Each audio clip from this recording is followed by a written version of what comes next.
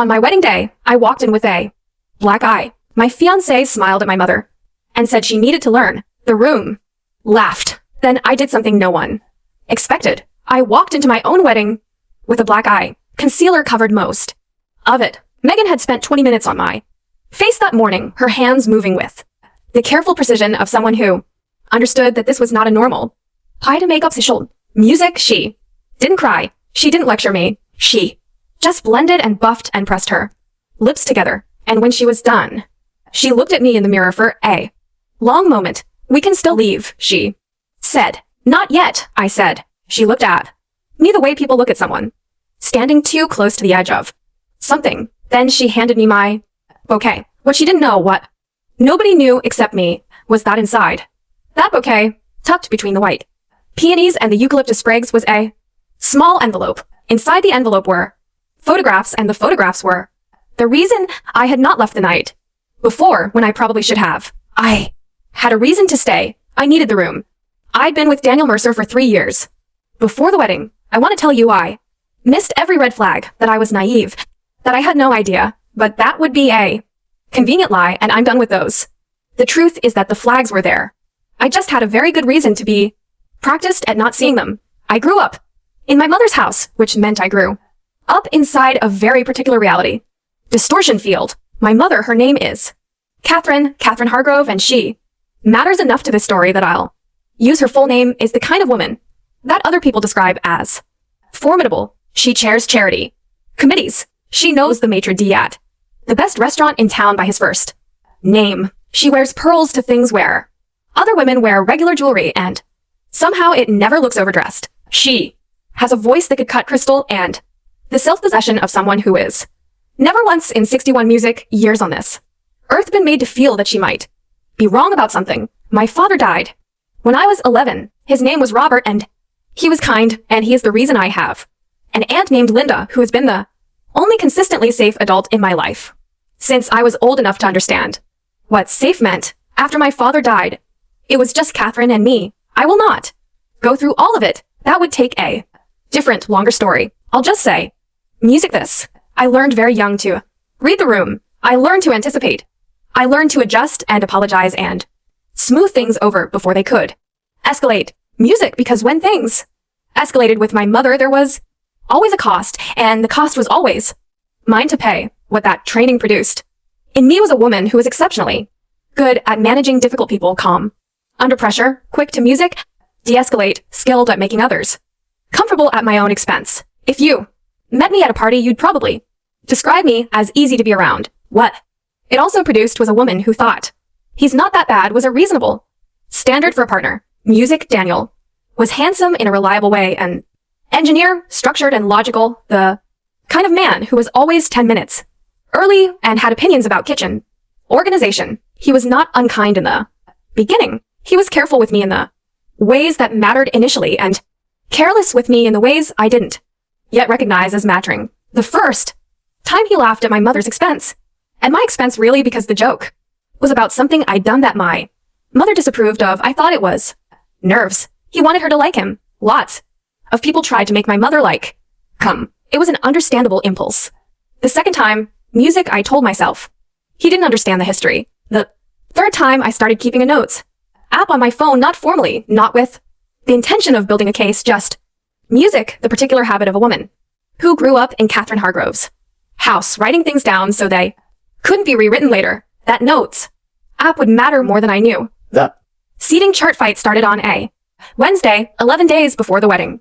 My mother had decided unilaterally, without consulting me, that her country club friends should be in the front rows of the ceremony hall. This would mean moving my Aunt Linda to the back. Aunt Linda, my father's sister, the woman who had driven 6 hours to be at my college graduation when my mother had a charity luncheon she couldn't miss. It's optics. Music? My mother said on the phone with the tone of someone explaining something basic to someone. Music, slow. The Hendersons are in the process of donating to the hospital foundation. I need them where the photographer will catch them. Aunt Linda is family. I said, she's Robert's family. She's Robert's family, said with the specific inflection that had always followed my father's name, the slight emphasis, the Tiny pause, the implication that anything belonging to him was categorically less significant music than anything belonging to her. Linda is my family, I said. She stays in the 3rd row. The Hendersons can sit in the 5th. Olivia, no, Mom. The silence on the line had a temperature, cold and pressurized. We'll discuss it in person, she said. We discussed it in person on a Thursday night at her house, over a dinner that she'd prepared with the pointed care of someone building a stage set, fine china, the good wine, the atmosphere of a reasonable conversation between two mature adults, right up until the moment it wasn't. I won't narrate every exchange. What matters is this. At 9:14 p.m., I said no for the final time and stood up to leave, and my mother grabbed my arm. I pulled away. Her right hand swung back with the momentum of the pole and the diamond cluster on her ring finger, the ring my father had given her, the ring she had never once removed in 30 years, cut me across the cheekbone on the way back. I stood completely still. She stood completely still. The silence lasted maybe 4 seconds. Then her voice came calm and practiced, wearing the familiar shape of a line I had heard my entire childhood. Look what you made me do.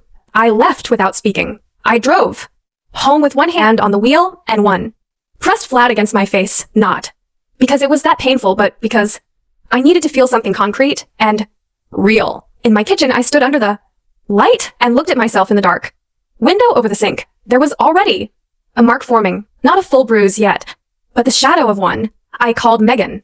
First, she came over in 20 minutes with a first aid kit and her phone camera and the matter-of-fact efficiency of a woman who had been my best friend for 14 years and had heard enough about my mother to not be surprised, which was its own kind of grief. She photographed my face. Timestamp 10:03 p.m. for images, music at different angles, her phone's metadata embedding the date and location automatically. Then she handed me her phone and let me forward the photos to myself. I'll keep copies, she said. No, I said. Then I called Daniel. Here's what I told myself about Daniel and my mother, that he was trying, that he found her intimidating the way most people did, that his gentle suggestions, just apologize, Olivia. It's easier that way. She's not going to change. You're the one who has to decide if it's worth it. You do tend to be reactive when she's involved. Came from a place of wanting peace, not from a place of alliance. I told myself that the night he laughed genuinely and fully when she'd called my career a very sweet hobby at Christmas dinner. I told myself he hadn't heard her correctly. I told myself a lot of things. I had been telling myself things my whole life. I was exceptionally good at it. So when I called Daniel at 10:47 p.m. with my voice shaking and told him what had happened, that my mother's ring had caught my face, that Megan had photographed the bruise that I didn't know what to do, I was not prepared for what he said. He told me to get some rest. We'll deal with it after the ceremony, he said. After the ceremony, I repeated. It's 11 days away. Let's just get through it, and then we can have a real conversation about boundaries with your mother. Okay. I sat with the phone against my ear for a moment, feeling something shift, not yet understanding what the shift music was, just feeling it somewhere below the level of language. Okay, I said. I should not have said okay, but that night I opened the notes app and I typed everything, music, exact time of the incident, exact words she'd said, exact words Daniel had said. I made it clinical and specific, the way I'd learned to make things when I needed them to be real later. Then I opened my email and I sent the photographs to myself, to Megan, and to one other address. That address belonged to my Aunt Linda. For days before the wedding, I had a scheduled appointment with Dr. Priya Nambiar. Dr. Nambiar had been my therapist for 3 years. She held a doctoral degree from Northwestern Music and had a practice specializing in family systems and relational trauma, which is the kind of professional way of saying she worked with people whose families had broken them in specific and repeating patterns. I had been seeing her since 6 months into my relationship with Daniel, initially because I'd had what I described as a hard few months. Music and what she had gently and persistently helped me understand was a pattern of hypervigilance and fawn response that I had carried since childhood. Music, I showed her my face. At our Thursday session, the bruise was yellow-green by then, still visible at the edges of a concealer. She asked me how I was feeling about the wedding. I told her about the phone call with Daniel about after the ceremony about the particular cold logic of a man who had been told his fiancée had been hurt by her mother and had responded by asking her to wait. She was quiet for a long moment. Olivia, she said, carefully, I want to ask you something, and I want you to really sit with it before you answer. I nodded. When you think about Daniel's relationship with your mother, not specific incidents, but the overall shape of it, what word comes to mind? I thought about it. The word that came was aligned. I said music it out loud and heard it in a different way than I'd expected. Not he tries to get along with her, not he manages her well. Aligned like two things that had been calibrated to point the same direction. Music. I drove home and opened the notes app. I started reading from the beginning. There were 43 entries, small things and large things going back 2.5 years, the Christmas dinner comment, the times he'd suggested I apologize first, the time I tried to talk about my mother and he'd said, you've told me this story 3 times, Olivia, the time he'd used my mother's exact phrasing, you're being emotional, without seeming to notice it was her phrasing, the time I'd looked across a room at a party and seen the two of them talking close and easy in a way that stopped when I approached. 43 entries. I sat on my kitchen floor and read all of them. Then I called Megan. I need you to photograph my face again, I said, and I need to tell you something about tomorrow. The envelope in my bouquet was Megan's idea. I want to be clear about that because she deserves credit for the specific, elegant logic of it. I had the photos. I had the plan loosely, but Megan was the one who said, put them somewhere you can reach during the ceremony in case you need them right then and there, in case there's no time to think. In case of what? I said. She looked at me with the particular patience of a woman who had been watching the situation for 2 years, longer than I had. In case of whatever happens that you can't predict, she said, which with your mother is always something. The photos in the envelope for images of my face from the night of the incident, time-stamped, geolocated, taken on Megan's iPhone 14 with automatic metadata, 3 screenshots of my mother's text messages from the following morning, one telling me to cover the mark before the ceremony, one asking if I'd calmed down yet, one that said simply, this is what happens when you don't listen. That last one was the one I kept coming back to. There was also a 4th document in the envelope, which I had printed at a FedEx the morning of the wedding, a 1-page letter written by Dr. Priya Nambiar on her professional letterhead, describing in neutral, clinical language that I was a patient of hers, that I had disclosed music a pattern of coercive behavior by a family member over the course of our therapeutic relationship, and that I had presented to our session on the date in question with visible facial bruising consistent with my account of events. Dr. Nambiar had been careful about what she included. She'd cleared it with me line by line. This isn't a legal document, she told me, but it's a professional one. It has my credentials and my license number. Anyone who sees it will know it's not something you fabricated. I folded it twice and tucked it behind the photographs. Megan drove us to the venue. Neither of us talked very much. The ceremony hall was soft with flowers and candlelight. 100 guests, music, white chairs and rows, programs. On the seats, the kind of golden light that venues charge extra for, and Instagram was basically invented to photograph. I walked in on the arm of my Aunt Linda, my father's sister, who had not been told the full plan, but had been told enough. She walked with the careful uprightness of a woman bracing for something. I felt them noticing my face. Not everyone, but enough. The slight head tilts, the quick exchanges, music of glances between couples, the smiles that arrived a half-second late because their faces had to travel through something is wrong before landing on appropriate expression for a wedding. My music, mother sat in the front row in pale blue with pearls, looking exactly like a woman people admire at things like this. Music, she didn't flinch. When she saw me, she looked at my face with a specific calm that I recognized. The music calm of someone who had already decided how the story was going to go and was simply waiting for everyone else to catch up. Daniel stood at the altar, tall, well-dressed, the expression of a man who was exactly where he had expected to be, everything going according to plan. I reached him. I turned to face him. Music, I waited for the feeling that had once made me trust him, that particular warmth that I had spent 3 years describing to myself as love and had only recently begun to examine more carefully. His Eyes slid past me to my mother. He smiled. Small, contained, the smile of two people sharing a joke that the rest of the room hadn't heard yet. The officiant, music, a woman named Reverend Claire Holloway, who had done a pre-ceremony meeting with both of us and who was now watching Daniel's expression with something in her face I couldn't quite read. Open her mouth to begin. Daniel spoke first, loud. Music clear? Loud enough for the room. It's so she learns. 1 second. 1 full second. Music of absolute silence while 100 people processed what they had just heard. Then the laughter came. Uneven at first, the uncomfortable ripple of people who aren't sure if a joke is landing right, and then because enough people laughed fully and easily. Because the social permission spread, filling the music room, my mother pressed her lips together in a performance of disapproval. Her eyes said something completely different.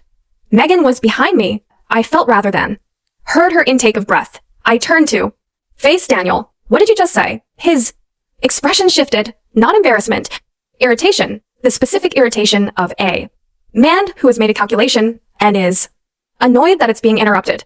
Don't start this now, he said, low and controlled. We're in the middle of the ceremony. Tell them what you music meant. He leaned in close enough that his voice was low, but the acoustics of the room carried it anyway. The venue was small and the sound music was designed to travel, and I want to believe that was luck, but some part of me knew where to stand. Your mom said you needed to stop being so emotional and difficult, he said. Music, she said. Consequences are the only way to make you listen. The room had gone very quiet. You talked to her about me. Small shrug, shoulders barely moving. The coldest gesture I had ever seen in my life. She knows how to handle you. Here is what happened to my body in the following 3 seconds. My hands, which had been holding the bouquet, went completely still, not clenched, still. The way hands go when the nervous system has something more important to do than grip. My chest went flat and clear. The way a lake goes flat before a storm, not empty, just waiting, every molecule oriented. My vision narrowed, not like tunnel vision, more like focus, the specific kind of high-resolution clarity that I imagine people describe after near accidents. I had spent my entire life managing my mother's room. I had spent 3 years managing Daniel's version of the same room. I had been apologizing first and staying calm and keeping the peace and making everyone comfortable at my own expense since I was 11 years old and my father died.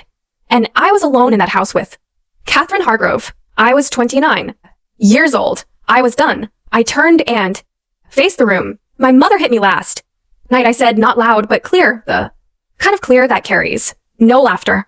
Music this time, nothing. I reached up with one hand and touched the edge of the bruise beneath my concealer. Just touched it just lightly, so there was no possible ambiguity about what I was referring to. A few people in the front rows visibly flinched, and apparently my fiancé thinks that was a lesson I needed. My mother rose from her chair so fast. Music, it scraped against the floor. Olivia, her voice was diamond hard and pearl smooth simultaneously. That is enough. No, I said. This conversation is years overdue. I watched her face do music, the thing it always did when control slipped. The quick recalibration, the eyes sweeping the room, the tiny reorganization of her features into something more sympathetic, more concerned, more look how I'm trying to manage my difficult daughter. She was very good at it. She had been doing it my whole life, and she had never once had to do it in a room full of witnesses while I was holding documentation. Music, I reached into the bouquet. The envelope was where Megan had tucked it between the third and fourth peonies from the right. Music, I pulled it out. I walked to Reverend Holloway, who had not moved, who was standing at her position with the specific music stillness of a professional person encountering something outside her pre-ceremony briefing, and I placed the envelope in her hands. There are photographs, text, messages, and a professional letter. Inside, I said from my therapist, if you'd hold those for now, I'd appreciate it. Reverend Holloway looked at the envelope. She looked at me. She took it. I turned to Daniel. I took off my ring. It was a beautiful ring around solitaire in a pave band, chosen together, sized correctly, everything it was supposed to be. I held it for one moment, feeling the weight of it, and then I placed it in his open palm. You don't get to stand beside me after supporting the person who hurt me, I said. This wedding is over. The room was absolutely still. Music the kind of, still that costs something, the kind. That means 100 people are holding their breath. Daniel stared at the ring. He looked up. His expression had moved.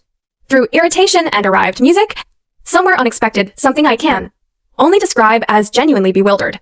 Like a man who had run a calculation that had always come out the same way, and was now looking at a different answer and could not identify where the error had entered. Olivia, he said, don't music do this. I'm already doing it. My mother had switched to anger. I could see it, the controlled surrender of composure in favor of force, the decision that the room was already lost. And the only move left was intimidation.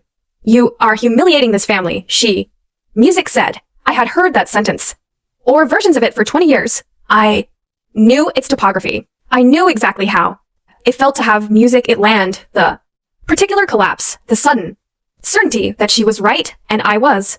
The problem, the reflexive urge to apologize and fix and smooth. I waited for that feeling. It didn't come. I'm telling the truth, I said. If that embarrasses you, that's yours to carry. Aunt Linda was in the third row. She had gotten there early, arrived before my mother, sat down, unfolded her program, and waited with the patience of a woman who had been waiting for this moment, or a moment like it, for 18 music years since my father's funeral, when my mother had made Linda sit in the second row instead of the first. Music. And nobody had said a word about it, because Catherine Hargrove was the widow, and nobody argues with the widow. She stood up. She walked past the people in her row, careful, music deliberate, not fast, and she came to the front of the room, and she put her hand on my shoulder. Not a dramatic gesture, just a hand, warm and certain. You're coming with us, she said. Music quiet enough for me, loud enough for my mother to hear. My mother's eyes went to Linda, and for one moment, one unguarded, unperformed moment, her face showed something music had never seen on it before. Fear, not of Linda specifically. Fear of the room. Fear of the shape of this, of what it looked like, of the envelope in Reverend Holloway's hands, of 100 witnesses and a daughter who had stopped managing and started documenting. I looked out at the guests.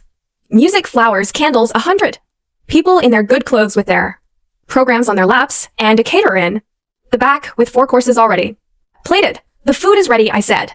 You're welcome to stay. Celebrate something else today. It started with one person, a woman near the middle. I didn't know her well. She was a colleague of Daniel's who started clapping slowly, almost tentatively, like she was testing whether it was allowed. Then 2 more. Then a sound I didn't expect. Real sustained applause. Not the uncomfortable kind, not the kind people give when they don't know what else to do, but the kind that means something. Daniel tried one more time. I'll give him that, he tried. Olivia. His voice had moved through irritation and bewilderment and arrived finally at something that almost sounded like pleading. Don't throw away our future over a misunderstanding. I looked at him. I took my time with it. I wanted to really music see him, not the version of him I had built from hope and habit, but the man who had heard that my mother hurt me and said we'll deal with it. After the ceremony, the man who had stood at an altar and smiled at the woman who'd hit me like they were on a joke together. The man who had looked at the coldest thing I'd ever seen in his own face and called it handling me. It's not a misunderstanding, I said. I turned toward the door. It's a warning, I said, and I'm finally listening. What happened after was messier than the stories usually tell you. There's no version where the aftermath is clean. Megan stayed at my side for the rest of that afternoon, fielding texts, managing the caterer, making sure Aunt Linda had a glass of water. The venue had a small back room, and that's where I sat for 40 minutes while the reception went on. Some music guests stayed genuinely and ate the salmon and drank the champagne, and in some cases cried. And Reverend Holloway came and sat across from me and set the envelope on the table between us. You were very composed, she said. Her voice was measured in the way of someone who had seen a lot of things in the course of officiating ceremonies and had learned to process them quietly. Thank you for holding that, I said, nodding at the envelope. I'd like to make sure it gets to the right people, she said carefully. If that's something you're considering. I was considering it. The next morning, I contacted Detective Maria Santos of the Claremont PD, a 15-year veteran of the department who worked family violence cases. I was referred to her by Linda's attorney, a woman named Gretchen Park, who had practiced family law in the county for 20 years and who, when Linda called her from the parking lot of my wedding venue had answered on. The second ring, I sat across from Detective Santos in her office at 10 o'clock a.m. on a Monday, and I put the envelope on her desk. She went through each item without comment, taking careful music notes. When she got to Dr. Nambiar's letter, she read it twice. How long has this pattern been going on? She asked. Music my whole life, I said, but I've been documenting it for 3 years. I pulled out my phone. I opened the notes app. I turned it to face her. Music looked at 43 entries. She scrolled slowly through them, not rushing. Is this backed up? She asked. 3 places, I said. She looked at me for a moment over the top of the phone. Then she wrote something down. The process that followed was not fast. My mother's attorney, she had one on retainer because, of course, she did, sent a letter to Detective Santos within 72 hours describing the incident as an accident and noting that my mother had no prior record. Gretchen Park counterfiled a formal report referencing the photographic evidence and Dr. Nambiar's documentation. Detective Santos made contact with 3 witnesses at the wedding venue, guests, Music, who had seen my face and had heard Daniel's comment from the altar, and collected their statements. One of those statements came from Reverend Holloway herself, who had been officiating ceremonies for 17 years and who wrote in her statement, Music, that she had never in her professional experience witnessed a groom make a remark of that nature. During a wedding ceremony, the charge that was eventually filed was misdemeanor domestic assault, specifically the application of force, resulting in visible injury to a family member. My mother's attorney negotiated. Gretchen Park did not let them negotiate very much. The outcome was a fine, a mandatory 12-week intervention program, and a restraining order that I applied for and received. Music, and which required my mother to maintain a minimum distance from me for 1 year. It wasn't prison. I know some people reading this wanted it to be prison, but it was official. It was documented. It had her name, Music, on it, and it was real in a way that all the private things that had happened over 29 years had never been allowed to be real, because there was never a room full of witnesses, and there was never an envelope, and there was never a woman who was finished managing. Daniel sent one email 3 weeks after the wedding from his personal account, subject line for what it's worth. It was 4 paragraphs. The first one apologized. The second one explained, I didn't realize the extent of it. I thought I was helping you manage the relationship. I didn't understand what I was being part of. The third one said he had started therapy. The fourth one said he hoped I was okay. I read it once. Music? I saved it to a folder. I didn't respond. I started therapy twice a week with Dr. Nambiar instead of once. I moved into a rental in the same neighborhood as Aunt Linda, who lived 15 minutes away and came by on Sundays for coffee with a consistency that felt like something I'd been waiting for without knowing I'd been waiting for it. I stopped performing. That's the only way music can describe the main change. I stopped spending energy managing the rooms I was in, anticipating the reactions, pre-adjusting my own responses to protect everyone else's comfort. It turns out there's a lot of space in a life when you stop doing that. 8 months after the wedding, I got a text from an unknown number. One line. I know what Mom did was wrong. I've always known. I'm sorry I never said it. No name, but the phrasing, the specific rhythm of it. The word Mom told me exactly who it was. My cousin Music. Reese, raised in my mother's orbit. 14 years of watching and saying nothing. I stared at the text for a long time. Then I typed back, I know. Thank you for saying it now. I don't know if that's the beginning of something. I don't know if I have the capacity for it yet, but I know that thank you for saying it now is something I could not have said a year ago, because a year ago I was still organizing myself around other people's ability to handle the truth. I'm not doing that anymore. There's a photo that Megan took on the morning of my not wedding. I'm sitting in the bridal suite in my dress, looking at my own reflection in the mirror. Megan is behind me, brush in hand, doing my makeup. She didn't tell me she took it. I only found out months later when she sent it to me. What I see when I look at it, a woman getting ready for something.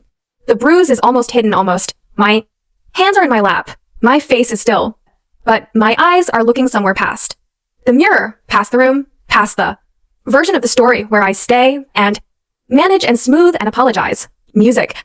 My eyes are looking at what came next. That's the image I think about when people ask me if I have music regrets. about how that day went, about the scene I made, the reception I derailed, the 100 people who watch me hand back a ring in a ceremony hall with good acoustics. I don't. Music, I think.